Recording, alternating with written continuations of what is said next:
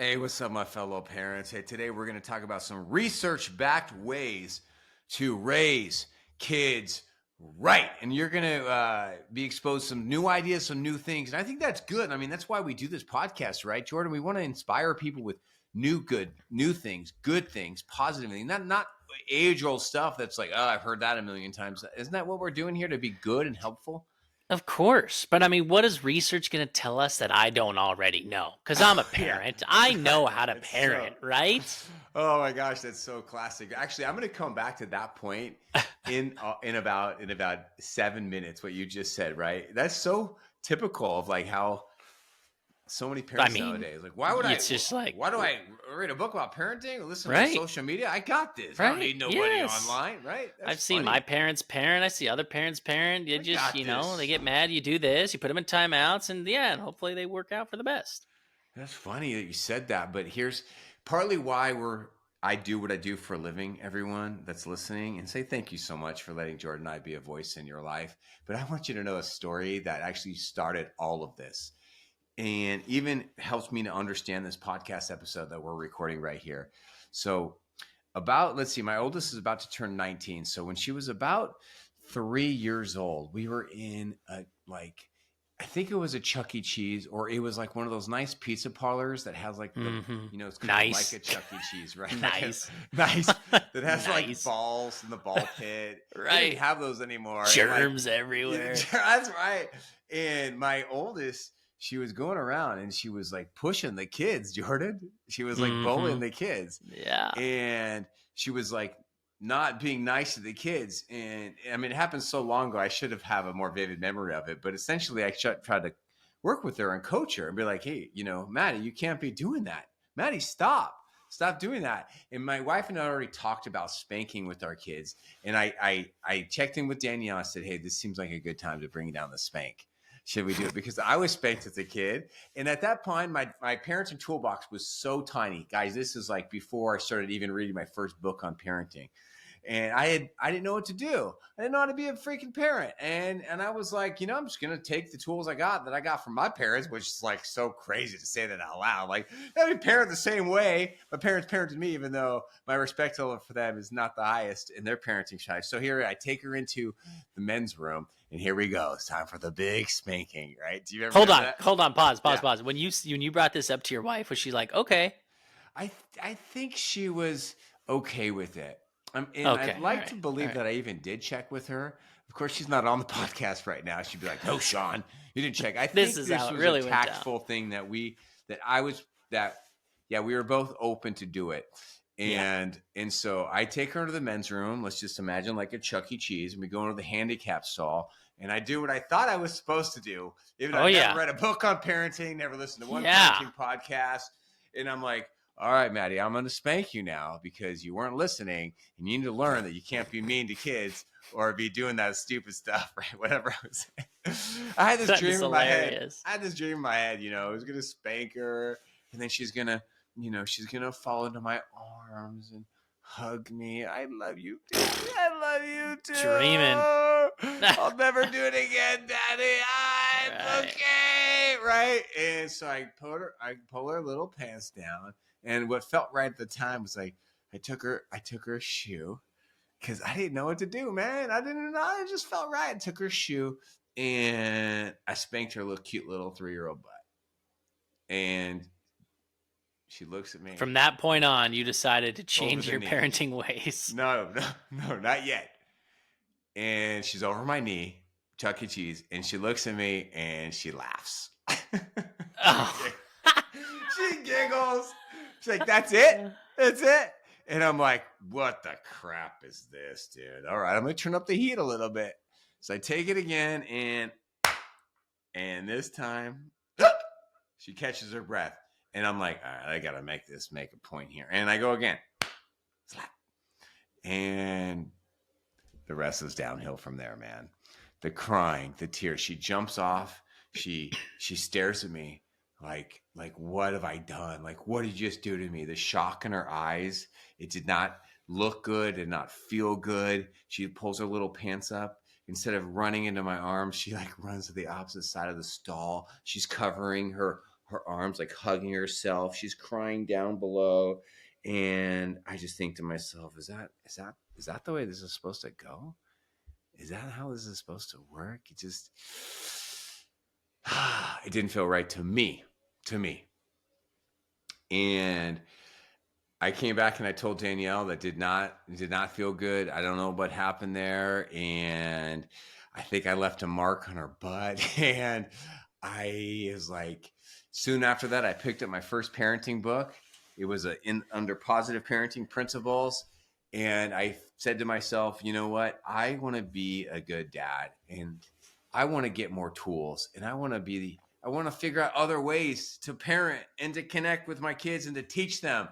And now here we are years later, and we got a parenting podcast. So that's the short story. And you know what's funny is with how much wisdom you spew out on this podcast in a positive way, I'm still learning. And I don't know if you're still learning, but like so learning. I think we're all still learning, which is really cool because a lot of us are coming here because the things that we thought we knew, we really don't know. Or maybe it's been 10 to 15 years and we were parenting a certain way, and the actions that are now coming out of our kids are not what we expected. And so we feel lost, right? Mm-hmm. And so a lot of us are looking for that change. And so I think it's great that we look at these studies and we look at what, the science says, and we look at, anecdotal evidence of trial and error and how other kids have turned out. Yeah, man. Well, thank you. Well said. So here's what happened. These two super smart people called Poe Bronson and Ashley Merriman wrote this really, really great book called Nurture Shock, New Thinking About Children. And what these people did is these scientists, they did the research and they found out some things, and they looked at other researches and this study here and this study here, and they just brought it together in this book. And so Jordan and I have not read the book, and I don't plan on reading the book, but we found this article that actually gives some of the biggest points from the book, and we're kind of using that as a guide. And here, as you listen to this podcast, whether you're in your car or you're on a jog, we want to share some of the biggest things that have highlighted from this book that we found to be really cool and really interesting. So Jordan, get us started. What is one of the biggest takeaways from this book? And so we're going to open our minds to learn more. Go for it. And just so everybody knows, the article itself comes from Time Magazine. So, we take a look at some of this and we're like, okay, and a lot of this might sound familiar to you, because Sean talks about this a lot on the podcast, and we kind of dissect it. And the number one thing it says here is praise kids for their effort, not smarts. Let's think about that for a second. How often have you been at home and your daughter or your son comes to you and be like, Daddy, they called me stupid, or the teacher said I did something wrong, I feel dumb. Yeah. What do you say as a parent? Oh, honey, you're not dumb. You're so smart. That's so true. Which sounds like the right thing to do. And honestly, I just said it the other day. It does sound like it does sound. It feels good. It sounds good. It seems loving. And you need to reinforce them that they are smart, right. And they need to believe that they are smart. Yes, we want them to. Makes sense. And if you guys remember on a podcast not too long ago, we were listening to how to not sideline parent for all you sports parents out there, right? And one of the things that Curtis Jackson was telling us was like, hey, don't cheer on your kid for the results. Yay, you won. I'm so proud of you. You got that touchdown. You're awesome. Yeah. What you praise them is on their effort, because the reality is they're going to lose. They're not going to score that touchdown. They're going to drop the ball. They're going to miss their kick. They're going to swing and get a strikeout. And so you need to praise them on their efforts and not their smarts and not the end result. And so what the article is basically saying is this is going to teach them to persist and that the improvement is always possible. And so we want to make sure that we are praising them on the effort that they are giving for that project. You could see them study their behinds off for that test coming up on Friday, but maybe they got a C and they're so down, but it was the effort that they put in that's going to ultimately be so good for them down the road. So then the article continues to talk about how we need to praise, but not too often. Ooh, all right. So it says you got to be like a slot machine. All right. You put in that quarter, you pull that dang arm, although everything's electronic now, and you hope that you get the sevens across the board. But the reality is it's not going to come all that often. But whenever you win a little bit and you hear the ching, ching, ching, ching, ching, You get excited. So you want to praise like a slot Now machine. you're gonna answer Praise this. intermittently. You're gonna answer this question in a second, but it makes us as people who want to be positive parents. I often talk about a 5-to-1 ratio of positive things, positive interactions. It makes me wonder, well, what's the problem with too much praise, right? And I know you're going to tell us the answer because we're both looking at the same sheet right now. But why can't Well, we yeah, just point out and just be a super positive person to our kids? What's wrong with that? right. So what's wrong with that is they look forward to that. The kids are expecting you to say, "Good job, bud. Way to go." And then if you don't hear it, they'll get down on themselves. So here there's quotes. It says the key to is intermittent reinforcement. The brain has to learn that frustrating spells can be worked through, right? A person who grows up getting too frequent rewards Mm-hmm. is not going to have persistence because they're going to quit when the rewards disappear. In fact, I was just talking to my son Okay. the other day about patience and Mm. how everything in nature takes time. We have seasons, right? It's not, and I said, it's going to be hard for you, bud, because of technology. You guys are learning at such a fast pace and you want things now with YouTube, fast cuts, end results. I Yes. mean, it's hard for my kids to watch a whole movie right now because they watch 15-minute YouTube videos and it's, done. And so Mm-hmm. I'm like, patience is a natural process and you're going to learn in life, the best thing comes when you're patient. So patience is a Good. virtue. That makes sense. And so when it comes to like praising, as a parent, do that. Be patient. Really Make good. sure that they are kind of learning from you and they're not just getting the reward all the time. Really good. I like that. I like how you just emphasize patience because, that's these kids. They don't want to sit in that pain, that emotional pain. Here's the rest of the end of the quote because you actually stopped reading it. It says, "A person who grows up getting too frequent rewards will not have persistence Mm, because they'll quit when the rewards disappear." And so, right, this is where I think this is a pretty big bold thing I'm about to say, but like, let me answer one of my take on a touchy subject. Like, what's wrong with kids today? Why do we have so many kids that are kind of just they're not motivated, they don't push themselves, they're afraid of challenges, they don't want to leave the house? I think part of the answer lies in the parenting. Some of these parents have just been such like overly like doing the opposite of what this research says. Over like, "You're so smart, honey, I love you, it's okay. Oh, you don't want to do that because you're anxious? That's okay, stay in the house. Okay, I don't want to, what I want, you're going through a hard time, you had a hard time through COVID, you got anxiety, depression, it's okay. You let's go at your own pace." And now what happens is like it's like the outside world is scary to some of these kids hmm because they have to deal with hard things and Right. challenges. And it's hmm like they feel like, what, my mom, my daddy, they feel like I'm so smart, I'm so good, I'm safe here in my house. Is that ring a bell No, to I you? think we're coddling too much. I think the Coddling, helicopter yeah. parenting we're doing too much. It's like we're reinforcing some of these feelings that these kids are having that Hmm. we probably shouldn't reinforce. And honestly, Sean, I was going to ask you, this might go against your teachings, but like Yeah, if a kid is frustrated because something is happening, yeah. is it not okay for me to say, "Get over it"? Like we don't need to dwell on this moment right here because Totally you not need to feel, totally okay. Totally I think okay, it's like man. sometimes we need to be like, suck it up and let's take It's the next so step true. forward. It's so true. There's a balance, right? It's a balance because if you always said "suck it up, get over it," I mean that would not be good parenting. That's not very Right. loving, right? And you already know the answer to that. So here's a couple interesting things that I want to share for this quote. So two super smart women. I think these women changed the world. Their books changed the world. It changed the educational system. The first one is called Growth Mindset. It's done by Carol Dweck. It came out of 2007, so it's 14 years old, 14, 15 years old. And the second one is, these are books that I refer to a lot, is by Angela Duckworth, and it's called Grit. And these are extremely popular books that even now, hopefully, all of our teachers in all around the country have read these books and are incorporating the teachings from this. And here's a quote from the article: "Emphasizing effort gives a child a variable that they can control. They come Yeah. to see themselves as in control of their success.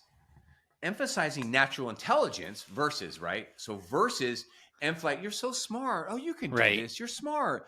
hmm Why? How could you forget your homework? You're smart. You're smart. You can get through that.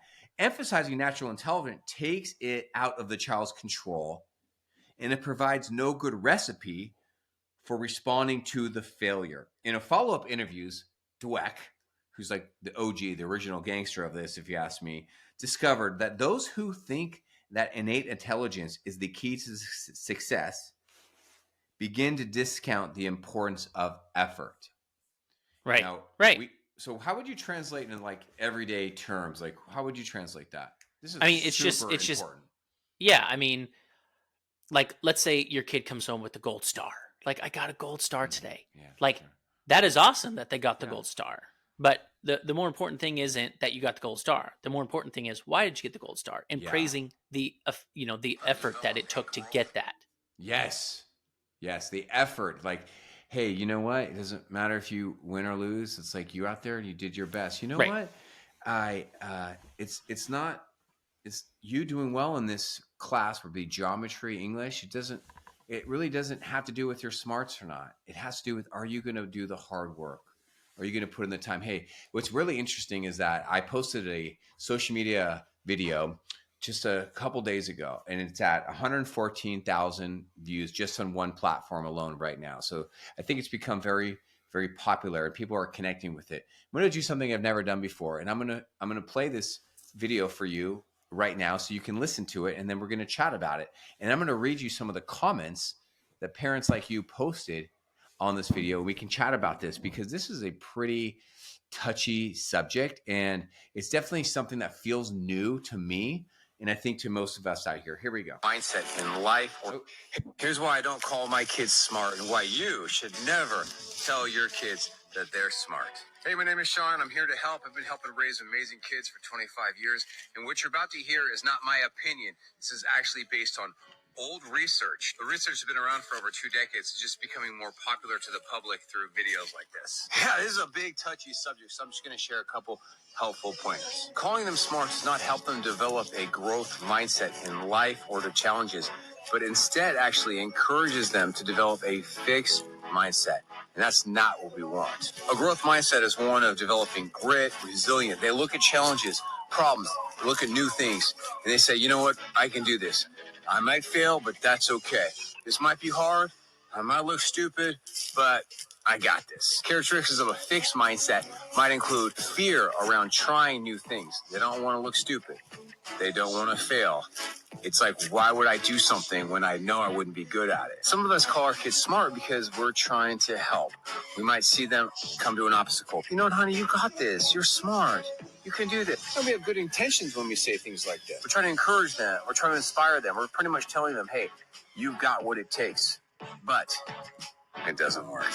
It's not helpful, and it produces bad things. The research helps us see that if your kid believes that they're smart because you have told them so many times, you're smart, you're smart, you're smart. Well, then when they come up to a challenge, it could be an academic challenge, it could be a social challenge, then they're going to freak out because that challenge is going to be hard. And it's going to be beyond their capacity, beyond their smarts. For them to succeed, they're going to have to go beyond their brain, beyond themselves. They're going to have to get into their emotions, into their grit. They're going to have to step into their fears.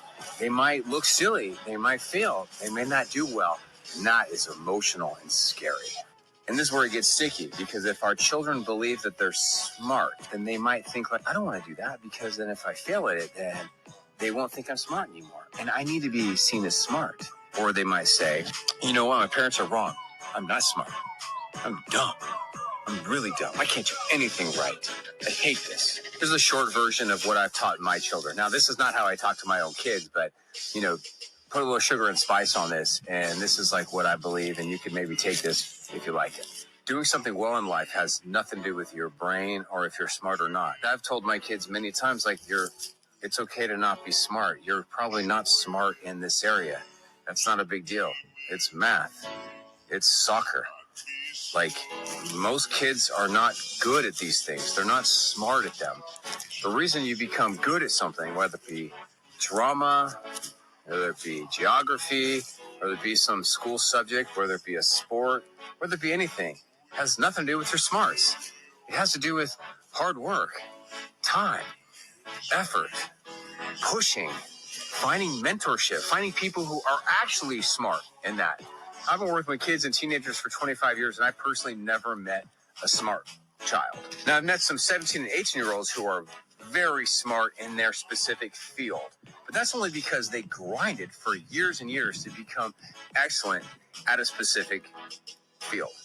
But no, I'm sorry to break it to you. In my opinion, your kid's not smart just because they might get good grades in the 5th grade or in the 10th grade. We want to help our kids understand that certain areas of life, certain subjects will become easier for them. That could be on the sports field or in the math club or in wood shop or in the mechanic shop or in the youth group or in the Girl Scouts. But to become really excellent at something, it has nothing to do with smarts. It has to do with all those other factors. And one of the best ways for your kids to really get this is by talking to them and being vulnerable and telling them about how unsmart you are in most of the areas of life, and how in the 2 or 3 areas that you did become smart at, it wasn't because of your brain. It was because of all those factors. Hey, my name is Sean. Thanks for letting me share this with you. I hope you raise awesome kids with a growth mindset. And if you want to go deeper with me, check out my podcast or click that link in my bio. Here's why. All right, what stands out to you from that? No, I mean, I think it was really wise. It basically just implements everything that this study is talking about, right? It just implements the fact that like it is about the effort. Like I saw a video the other day of a coach, and it was a dad, and he was sitting there with his little kids on like junior baseball, right?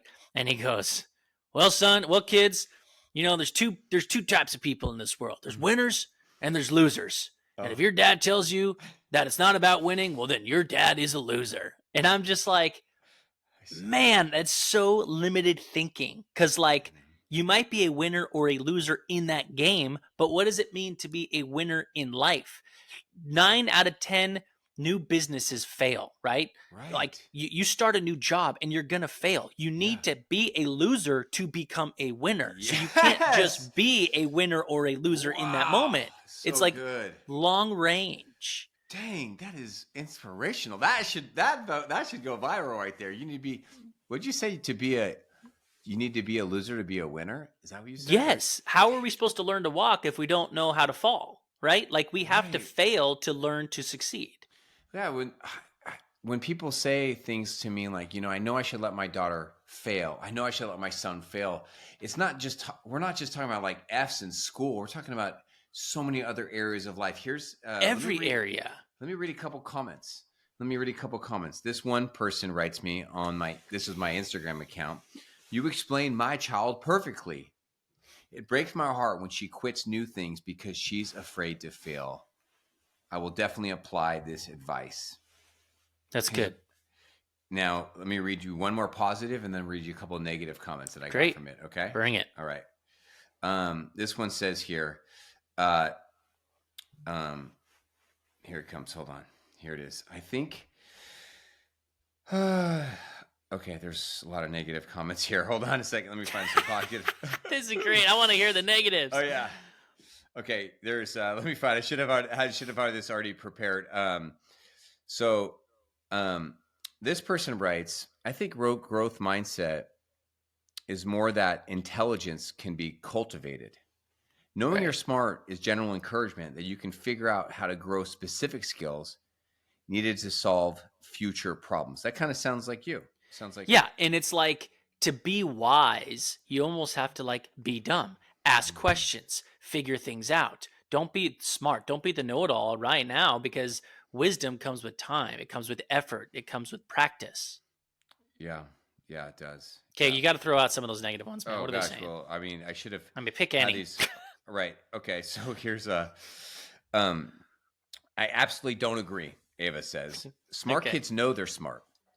The majority of smart kids don't always have the best grades because they're bored at school. This person says, but what is okay, so now we have to get into book smarts versus street smarts. What is being smart? You're talking about school. Like, we're not talking about school. Exactly. Right. That's the problem with the word smart. Because we use it in a term that's normally referring to school or educational. And that's like, do you have to have a degree to be smart? I mean, the majority of the wealthiest people in the world don't have degrees, and they're running this world. Like, we don't go tell the the girl volleyball player who's the best player on the whole team, who has straight C's, we don't tell her she's smart. Do we? That's not what we do culturally, right? Right.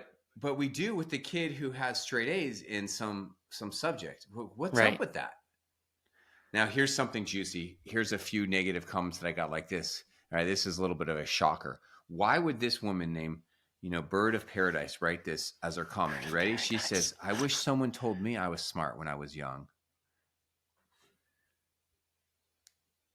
Why would she? I mean, again, you can't put all your eggs in one basket. So when we're saying this advice, we're not saying don't tell a kid they're smart. Like I told you at the beginning of this podcast, I just did it to my daughter the other day because someone told her she was stupid. Like, you are not stupid. You are very bright, and I need you to believe in that. So Oh, I yeah, think this right, person is being vulnerable, saying maybe I right. got picked on, maybe no one looked at me, I got Right. overlooked. I wish someone would have just been like, you know what? You're worthy. You're good enough. Yeah, I think You are that's it. smart. That's You know? definitely, this video triggered a lot of people, and it definitely triggered people who were not built up by their parents, Yeah. and they were not. Their value wasn't identified. Like, you have value here. You have hope. You may Mhm. not be excellent at the traditional educational system, but that doesn't mean there's anything wrong with your brain. You have a bright future, like that, right? That is here's a common negative feedback, right? River and Hunter says, "I tell my kids they're smart. I tell them they can do anything. Which is Some true. things will That's I not think come that's good. some things will not come naturally, while others will not. They won't be good at everything, but if they want it bad enough, they can become great at anything they set their mind to. I've never had an issue with anxiety or fear from them being told they're smart." Right. And obviously with your video, it came across like that. But what I was going to argue is what Yeah. basically we're saying this article says. It says don't praise them for being smart. Mm-hmm. Praise them for their efforts, right? Yes. Yeah. So that's the difference. It's the Yeah. reward because of X. And what is X? Well, is it because they're smart, so you're praising them, or is it because of the Yeah. effort they put in to be smart? Right. Let me give everybody a couple tools here, because somebody asked here, like, okay, if we're not saying they're smart, what should we say to them? Well, here's a couple things to think about. So first, if I've raised my kids and I've never once told them they're smart. I've actually told them in very, what I felt like was loving, sugar and spice ways, that they're actually not smart, and it's okay to not be smart. And we've had some laughs over that over the years, including my wife saying, "What kind of parenting is this, Sean? What are you doing?" But I've just Right. helped them understand what is smart, because I really believe personally that I've actually never met a smart teenager. But here's something funny, everyone listening: the smartest young person I've ever met is somebody who actually, and we did youth group together back in the day.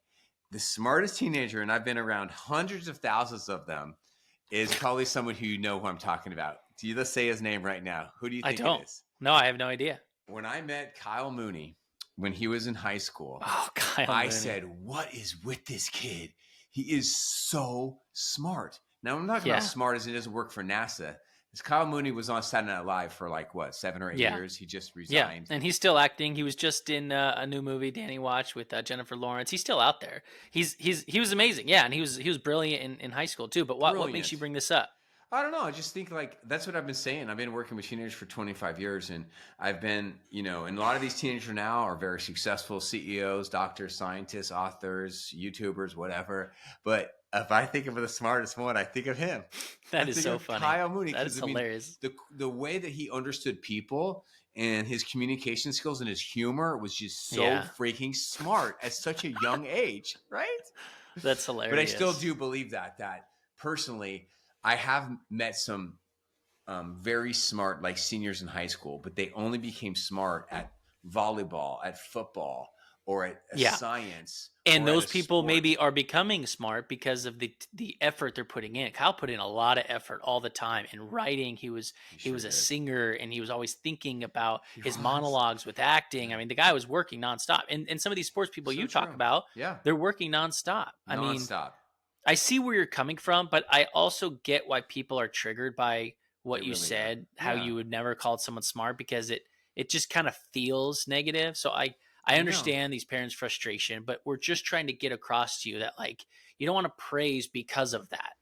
Here, let's do this right now. Here's and I'll try to make it really personal. Let me give, before we move on to the next point of a research, let me share a couple things that I think you could use to answer this person's question. But if we're not, if Sean, if here's the question, Sean, I love my kid.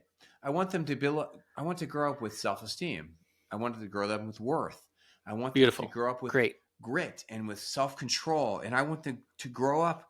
Well, if I'm not supposed to tell them they're smart, what else can I tell them? Well, good news. There's a million other things to say besides that one word. It's just that one word, the way it has, the research tells us, has interacted with kids at this time, at this culture, is not producing positive results for most kids. Now, has that produced positive results for many kids, including your kid, listener? Yes. Right? There's outliers here. Just because you tell your kids you're smart doesn't mean they end up becoming a fear-based lazy bones failing to launch. No, come on. We're not being weird here. But here's something. Let's both do this. Here's something like, so for example, one of my daughters, two of my daughters starting new schools, and one of them is having a hard time. You know, she's in high school. And so I've talked about this on the podcast a couple of times now. So some of the things that I'm doing for her is I'm telling her, like, look, honey, just have patience. You are going to get through this. You are tough and you don't give up. And this is a hard time in your life. So just have patience. I'm here. Your family's here.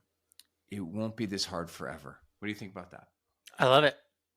How about this one? My son's a gymnast, and he just had his first meet at the next level that he progressed to. He didn't do that well because you move up a level, you're expected to do a lot of things better and cleaner. And, you know, there were times like, man, I didn't get first, second, third, fourth, or whatever it was. I'm like, dude, look at your hands. You got blisters all over. You're bleeding. Do you know you stuck that landing when you came off that high bar and didn't move? The progress I've seen in you is epic. Keep it up. Those medals will come, you know? That's good. That's really good. Here's something else I said to my kids. You know what? I just love seeing you work hard, you know? But Dad, I didn't do good, or we didn't win, or, you know, it doesn't matter to me. Like, you know, it's okay to not be good at things, to not be the best. Like, I'm not good at most of the things I do. I just want you to know I love seeing that effort you put in. What do you think about that? I love that. And it's just hard for kids right now because they don't watch like cartoons like we did. And maybe some of your kids do, but like these YouTube videos, it's like trick shots. It's like 60 minutes of trick shots and they don't see the failures. It's like, well, I can't make it. I can't. I'm like, dude, do you know how long these guys were sitting here with the camera and then editing this together to put this video for 2 seconds to make you think that they made some half-court shot? So true. You've brought that example up a couple times in this podcast, and I love it. It's just a good example because it really is. I watch the stuff they watch, and I'm like, and they even say, I want my own YouTube channel, and then I get them like, let's say a camera, and I'm like, okay, we have to learn to edit, and I'm like, well, I don't want to learn how to edit. Well, how do you expect to put the video online, man? You gotta sit down and do the work. All right, I want to move on to the second tip here. Okay. Again, that first one was great. Praise kids on effort. Yeah, we went deep. Not smarts. Deep with that. Yes. Let's see how we get on this one. And I was kind of glancing over, and this was just going to shock everyone. I'm going to tell you right now. Oh, it's shocking. You got to make. So you've never heard this one before. No, but the data comes to it from it is amazing. Okay, so make sure they get their sleep. Make sure your kids go to bed on time. Make sure they're getting their sleep. Make sure they're well rested. Okay, but some of the stuff that's coming out here, I'm like, whoa, losing an hour of sleep reduces your 6th grader's intelligence to a 4th grade level. Hold on. Let's just process that. Dude. That's huge. That's nuts. That's medically proven. You're telling me that when my 6th grader, or me, when I was 6th grade and I was staying up late with my buddy Chris drinking Thompson, Mountain Dew, playing video games, Sega Genesis, or watching American Gladiators, the original one, or watching you Saturday were Night getting Live. Dumber. We're getting dumber in the 6th grade. Now, I can tell you, okay, this is anecdotally, but this is from my experience, okay? Dumber. I'm just telling you, when I don't get proper sleep and I got to go on TV every day and I'm reading teleprompters and I'm Uh-huh. thinking about stats, I'm telling the weather, if I don't get proper sleep, Yeah. my mind is all over the place. And you're a grown I'll tell man. you right You're now, a and I'm a grown grown man. man. And that's a good brain you have, dude. And That's a I good I brain. know sleep is so important. Oh my gosh. Here, let me The read it. effect was indeed measurable and sizable. The So performance gap caused by an hour's difference of sleep was bigger than the gap between a normal fourth grader and a normal sixth grader, which is another way of saying that a slightly wow. sleepy sixth grader will perform in class like a mere fourth grader. Okay, and it 2 continues years back. 2 years back 2 years there. back. 2 years back. That's like saying me as a 45-year-old man. Let's do the math. That's like me saying like I'm going back in wisdom. I'm going back in time. Functional brain not working. Dang. A few scientists theorize that sleep problems during formative years can cause permanent changes Uh-oh. in a child's brain structure. Okay, hold on, pause. I know you're not done with a quote. You're telling me kids that are staying up late playing video games because their parents are so passive and permissive that may cause permanent changes in their brain. Is that what you're telling me? You know, anytime I talk to a parent who has a problem with their child, I ask them two questions. I say, are they getting enough sleep? How much sugar are they having? Right. That's And I good. think a lot of us are now So realizing good. this. So good. I mean, sugar and sleep. Okay, read the. I cut you off. okay, I'll keep going. I was going to expand on adults with the lack of sleep and crime, but I'm okay. So damage that one can't sleep off like a hangover. So it's even possible that many of the hallmark characteristics of being a tweener and teen, moodiness, depression, and even binge eating are actually just symptoms of chronic sleep deprivation. And I could expand this even farther. I remember listening to another podcast. They had a doctor, I don't know what would it be, a lung doctor, breathing expert, ear, nose, and throat. I'm not sure. Okay. But not breathing properly is another problem for adults and for kids. Breathing from our nose, not from our mouth, actually allowing our body to take in the proper oxygen is another big one too. But let me get to this and then we'll expand. Staying up late on weekends like Sean Dodd did, eating Pringles and drinking Mountain Dew is problematic. The weekend shift causes a drop of 7 IQ points, the equivalent of lead exposure. Whoa. What? Whoa. A study of over 3,000 high school students showed a clear correlation between sleep and grades. A lot of us know this. I remember going to bed not early, I don't know, 10 or 11, you're in high school. Alarms is at 5:30, 6 o'clock, and just after lunchtime you'd get so tired we'd fall asleep on those little desks with the little elbow thing, you remember? I was always so tired. Then you'd have football practice, and it's important that we make sure our kids are sleeping. Yeah, going back in time, I slept through like the first 2 periods of like half asleep for all of high school. I wasn't drinking coffee, and it makes me wonder, like, what was going on with me? Well, the answer was I wasn't getting enough sleep, man. Get enough sleep.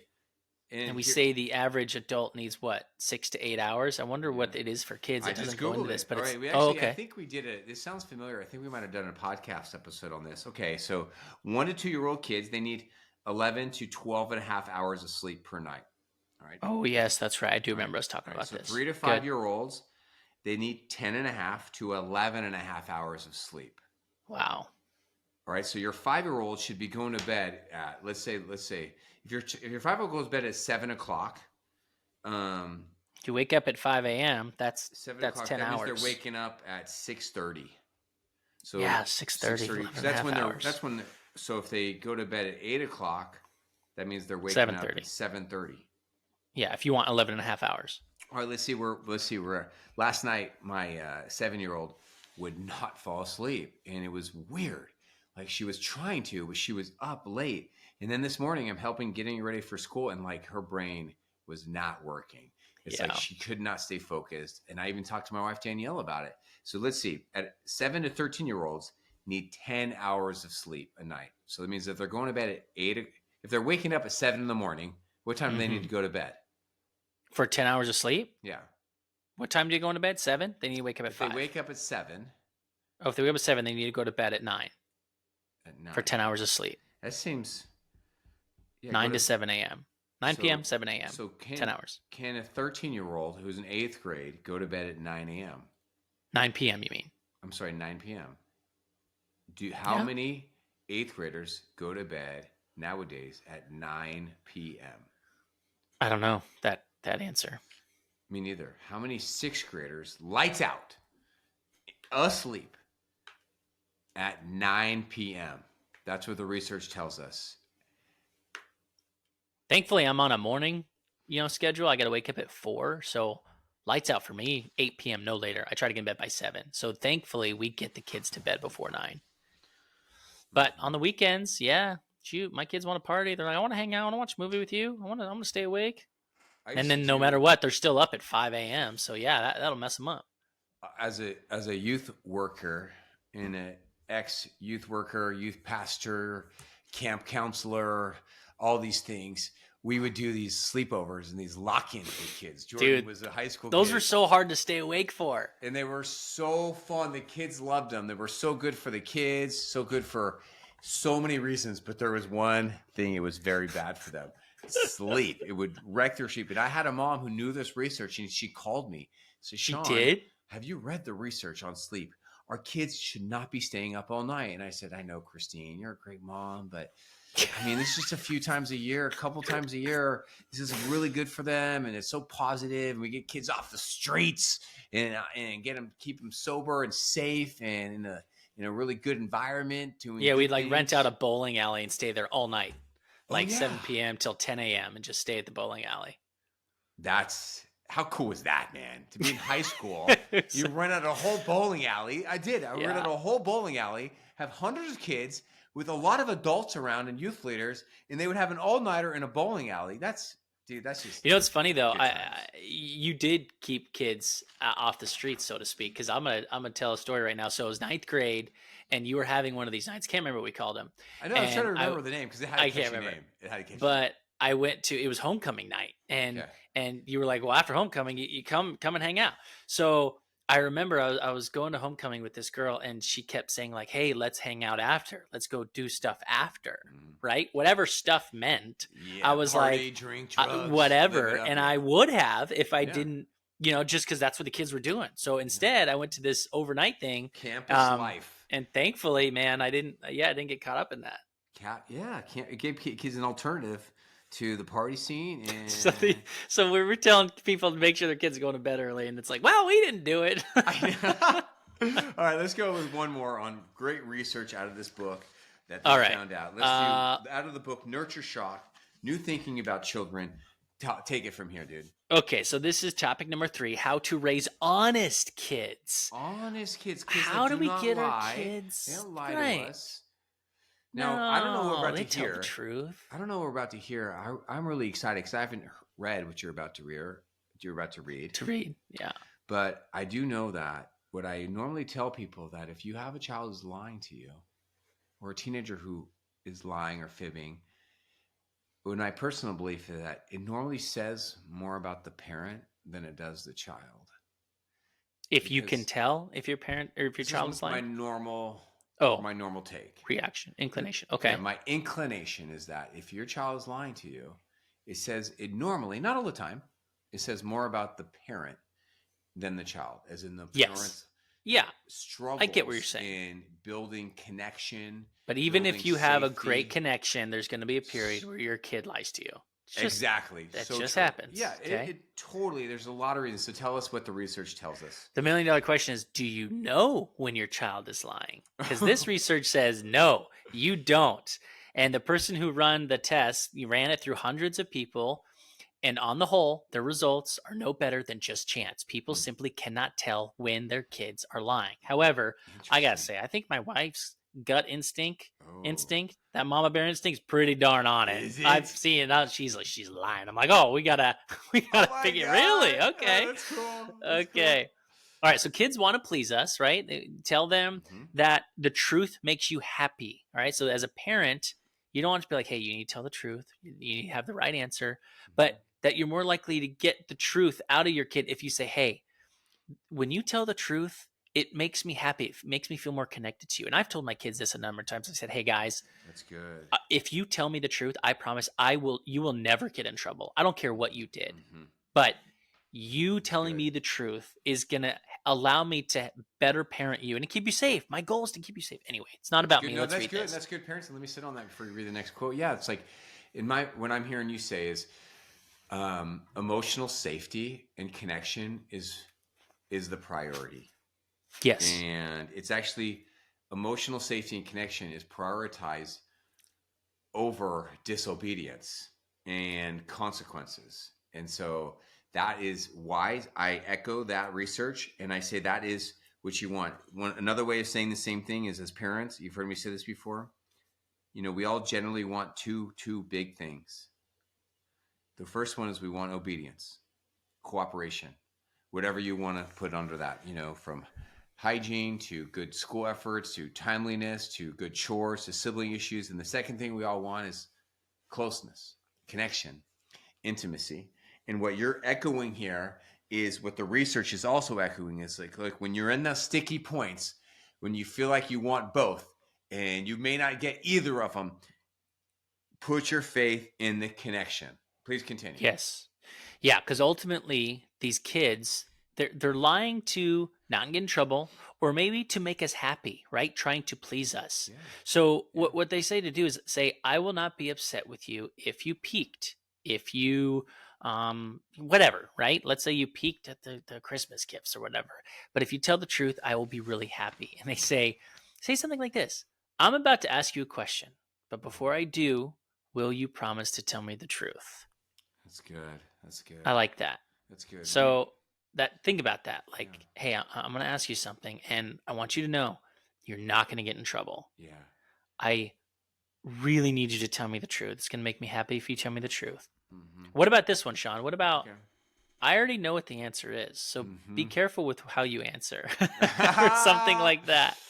Ooh, Have you ever let me done sit that? on that. Yeah, Okay. I've never done that for a reason. Hey guys, I got a question for you. Come here. Hey, I'm gonna ask you something. I already know the answer. So think about how you're going to answer this before you answer it. That's just putting your kids up like on a big test. Like I know. I don't know that who wins in that. That seems like a lose-lose dynamic because it's like That is more of like I am really upset right now. Yeah, you are. You're pissed. Okay. You're pissed. And I'm going to ask you something. And if you lie and I know you're lying, you're going to be in that much more trouble. I'm so pissed because of what you did. I already know what you did. So this is just a big mind game. And I need you to be honest with me because it's going to help me feel better and be less pissed. But if you now make it worse by lying to me, I'm going to be double pissed. Here's two things that stand out to me. Here's two things that stand to me. One I like and one I don't like. One I don't like. I do not personally, this is just, just take this for the grain of salt. I do not like the word promise. I actually despise it. My wife and I feel the same way. We do not have that word as part of our vocabulary in our home ever. And we don't feel like that's healthy and that's good. And just if you use the word promise, then, don't let me shame you or change you. I'm just sharing on my podcast. It's called the Sean Donohue Show, so I can share what I want. So it's like instead even if our kids say I promise or I pinky swear, they might have picked that up from school. I'll say, look, you don't need to promise. Just tell me. Just tell me yes or no. You're going to do it. Just tell me. Yeah, that's good. And so like there's this whole like cultural thing around the word promise where like you're only going to tell the truth if you promise. I like what this article is saying better. Just to emphasize a point you already said, I don't think I've ever done that, what this article says. The article is saying, now I have done this. I don't say, hey, I want to ask you a question. But before I do, I want you to please just tell me the truth. Yeah. And if you don't want to tell me the truth, then don't. Just tell me pass. But please don't lie to me. I've used that a lot. Oh, that's good. And I use that with my teen clients as well. And I taught my coaches to say that to our clients. Say, look, I want to ask you a question. Okay. And you don't need to tell me. But if you do tell me, I want you to tell me the truth. And if you don't want to tell me the truth, just say pass. But please do not lie to me. So when you have done this with your clients, what is the outcome with your kids? What is the outcome? Do they always fess up or do sometimes they say pass? it's the amount of honesty is very, very, very high. Yeah, I would anticipate that. Yeah, and because I think this is better than what the article tells us to, I want you to promise me to tell me the truth, because if someone's struggling with honesty because they don't want to get caught, they don't want to get in trouble, they don't want to deal with shame, they don't want to deal with the emotion of watching a parent get upset or emotional, that's a gazillion reasons why a kid would lie to us, right? I mean, Right. and so I just don't, even though this article, I think there's a better way. And I think two of the better ways would be this, like, look, when you're ready to tell me the truth uh, about what happened, please, just don't lie to me about it. It's okay. You don't need to like do that. Whatever you want to tell me, I will not be upset. I love you. We will get through this together. I like that. But this is a little long-winded, but what I also like is what the article says. The article is telling me something I've never done before. And it sounds like this: hey, if you tell me the truth, I'm not going to be upset, but I'm actually going to be happy. I'm going to be happy that you told me the truth. And like, Right. you trust me to, like, that you can tell me these things. I'm going to Right. be happy. That's what Yeah. you said. That's kind of like, that's pretty And different, it's man. important for us to remind ourselves of that, because sometimes our kids are going to tell us the truth, and in that moment we are not going to be happy. But let me just give you a what if. What if your kid calls you, they are drunk, and they're like, I can't drive. I need you to come pick me up.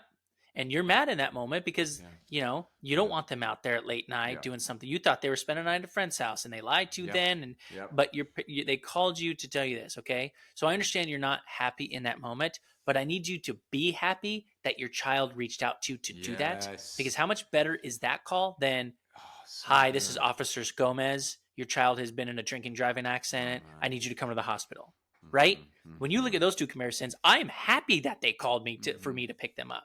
Even though in that moment I might be frustrated, Right. we just have to remind ourselves that, like, you know, kids coming to us and telling us the truth is a good thing overall, because we ultimately just want to keep them Brilliant. safe. That's a brilliant point. Let me say the same thing in a different way, using not such an extreme metaphor, because I think that metaphor was perfect and great. I think what Yeah, it I was harsh. hear from my It was like, clients, though, is, Sean, I get so triggered when my kid does these things. And it's hard for me to do what you tell me to do. It's hard for me to show up with good listening skills, presence, validation, curiosity, empathy, reflection. Because I just wear my emotions on my sleeve. But what we're seeing here from Jordan and from this article is, if you want to nurture closeness and honesty in your home, we as parents, highly emotional parents, we have to have self-control around our emotions. We have to, like, have self-control. And what we might feel like doing is just exploding. Like, I'm so upset at you. I'm so upset at you. But what Jordan is telling us to do is to control, to manage ourselves and to manage our nonverbal body language. To be like, look, I will be happy to come and pick you up. I would be happy if you tell me the truth. I'm here. Like, I want you to know you can come to me no matter what, and I'm going to be available for you. And that, what we're actually telling people to do, Jordan, is hard. it is hard. But, like, and honestly, it's those extreme analogies that I give that help me. I know it might be morbid and weird. Like, I literally this morning was walking down the stairs at 4 a.m., getting ready to go to work. Everyone was asleep. And I was like checking the kids' room, Mm-hmm. and my daughter was not in her room. She was in a different room, Mm-hmm. sleeping with our other son. And I was like, man, and I had this image come across me, like, man, what if she had been kidnapped? What if my daughter right Yeah.